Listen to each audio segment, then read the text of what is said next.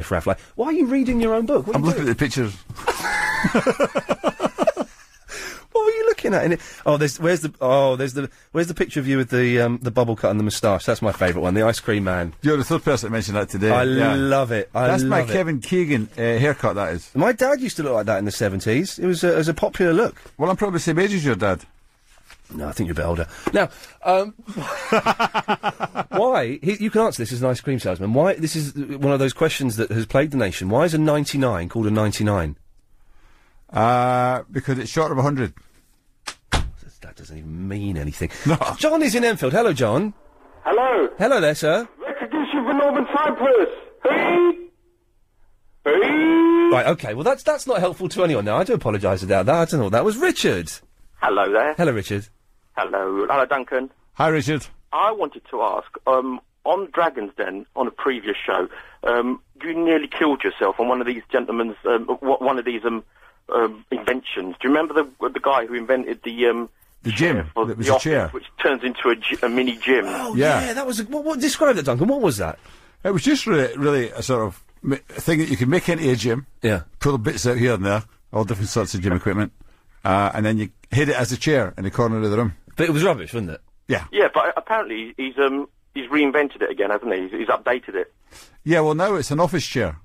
Oh, it's an office chair now. Yeah.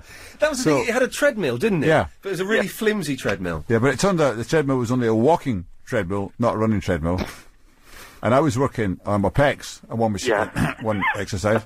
And then he gave me a different exercise, and I says, "What am I working now?" He says, your other pecs."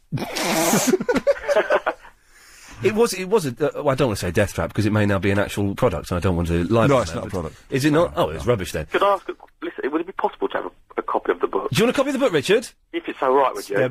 I take one from this pile, I put it to my right-hand side, stay on the line, give your details to Chris. Thank you, sir. Chris, Richard is going to have a copy of the book. Mandy. Hi, Ian. You're through to Duncan Bannatyne. Hi. Hi, Mandy. Hi. I'd love a copy of the book. Okay, well, it's as simple as that. You're thinking that's £16 gone out of your pocket now, Duncan. That's two, yep. Well, you can afford it. Absolutely, yeah. It's not a business idea. It's just an idea that drives me mad, and I don't know why people don't do it.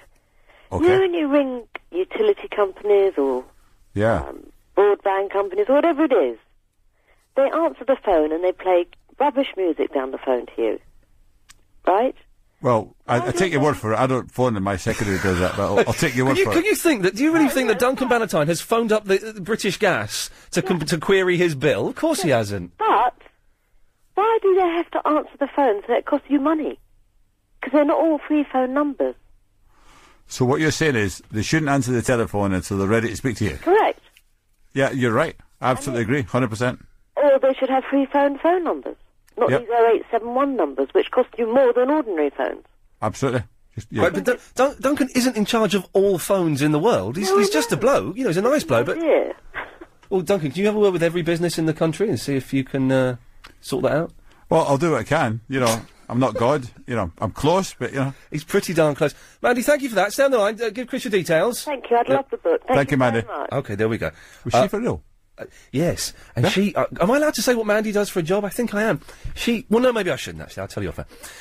Mirelle. Well, she's quite open about it, isn't she? She works on an 0898 number. All right. She does sexy phone calls. Does she? She's got a very sexy voice. Very sexy voice. Yeah. Mirelle. Hi, Ian. Hello, Duncan. Can I ask you a serious question? That would be the first serious question. First on the Iain Lee show, yes. You know, you were saying about when you're investing in business on Dragon's Den, you would look for 8% of the business. Yep. What would you say is a reasonable amount if someone's going to invest in a business and it's already up and running, but you need an investment of capital in it? What would be a reasonable percentage? Well, that depends on the profit and the amount being raised. So give me those two figures. Well, the amount that they're looking to put into the... well, I don't really want to get them on air, but the amount that they're looking for is probably about 20,000. So hang on, there's a real investment opportunity. It's a real thing. So it's £20,000, and what profit does the company make? I don't really know that. Well, then... Well, I can answer the question. I just wanted to know what sort of is a reasonable... Well, this is one where you could... This is a back of the fag packet calculation. Let's suppose the company's making £20,000. So it's worth about 5 or 6 times. Right, yeah. That profit. So it might be worth 5 times 20,000, £100,000. So if you invest in 20,000, you want 20% of the company. Okay. But there's other things to take into consideration, but that's close. Morale, can I come in on this deal? Yeah, you got the 20,000, Ian.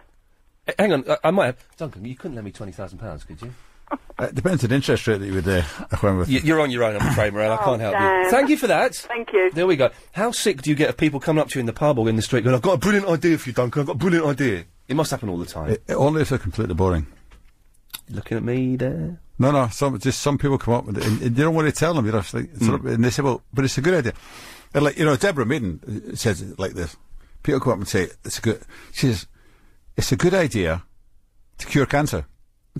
It is a good idea. It's a good idea. It's a great idea. That doesn't make it a business. No. That doesn't make it something you can make money out of it. That doesn't make it something you can invest in. Yeah. And people come up with good ideas. Yeah. Wouldn't it be a good idea if the people stand at the traffic lights who clean your windscreen for you sold you bottles of water at the same time? Yeah. Yeah, it'd be a good idea. Yeah. Doesn't make any money. I was going to mention that, because I've noticed there's been a resurgence of the window cleaners at traffic lights, and I thought people knew how to get rid of them now. You just flip your windscreen wipers on and give them that, and then they go. But they seem to have started to come back a little bit. That's because we opened our borders to Romania. Yeah. And that happens there all the time. Yeah. These are the Romanians now. We had the Polish, the Romanians. When will they learn their flipping lesson, those Romanians? Then they'll get jobs, you see. Eventually they'll get jobs, because they work hard. Yeah. They clean windows well. Yeah. But I've got a button on my car that cleans it for me, so... Yeah, so have I. Don't need them. We've got a couple more minutes. Let's go to Richard. Hello, Richard. Hi, Ian. Hello, Richard. Hi, Richard. Hi. I phoned in before I knew Duncan Bannatyne was going to be on. Oh. So this is actually... I hope you're not disappointed by that. No, it's a very pleasant surprise. Oh. Initially I phoned up Ian for advice, but now Duncan's there, he can help as well. Is it sexual? Well, I've actually got a very big secret, and I'm really dying to tell somebody. Tell me. But obviously, but it's a really important secret, and I can't tell anyone. Tell me, I'll look after your secret for you. Well, I just want to, it's really bursting to me. And I know, I especially wanted Ian to answer this, really, because I know he's really good at keeping secrets. Yes.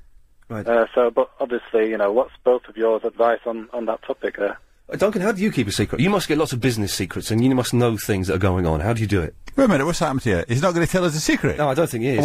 So the question is, how do I keep a secret? Well, he knows the answer then. Doesn't he? Oh, Richard, you've blown my mind. You're keeping a secret. No, but the thing is, I want to know, it's a sort of thing, it's not really a secret, it's more like gossip, you could say. Go on, tell us a gossip. Come on, But Richard. it wouldn't be gossip then, would it? Obviously. I'm really, it's really tempting to say it right now. Tell us it, Richard. Come on, you can do it, Richard. I just can't do, Tell us the secret, I've cut him. He's not going to tell us. If he's not going to tell us, I'm not... Phone back and tell us the secret, Richard. We've got time for one more quick call, I think. Stuart. Hello. You're through to Duncan Bannatyne. Who I do have to say, I'm going to say it now, I would go gay for you. We've dallied this before. What, for me? No, not for you, Stuart. For you, Duncan, I would. I know. You've said that. I understand that. I just wondered if you changed your mind. Yeah. No, Ian, I know you've offered to bend over for me. Yep. But there you go. Okay, never mind. Stuart. Yes, hello. Stuart. Duncan, hello, you're a legend. Stuart, have you got a secret? I've got an idea. I've got an idea for something, right, but I don't know manufacturer and patents. I've got no idea. What do I do? It's very simple. Google. Google. Patent.org, and you can download an application for a patent. It's free. You can complete it. And With regards to finding the manufacturer. Sorry. I need to find a manufacturer. Yellow Pages. No. You start going to manufacturer now before you patent it. No, absolutely, I wouldn't do that. But just that next step. What am I looking at? Put your patent in, and then take your objects and go to manufacturer and just say, look, I've got this thing. It's patented. I own the rights to it. What? How much do you reckon it costs roughly to get a patent? He just said it's honestly, free. you can complete it for free. You can get a patent for £100 because after a year you have to pay for the test and that.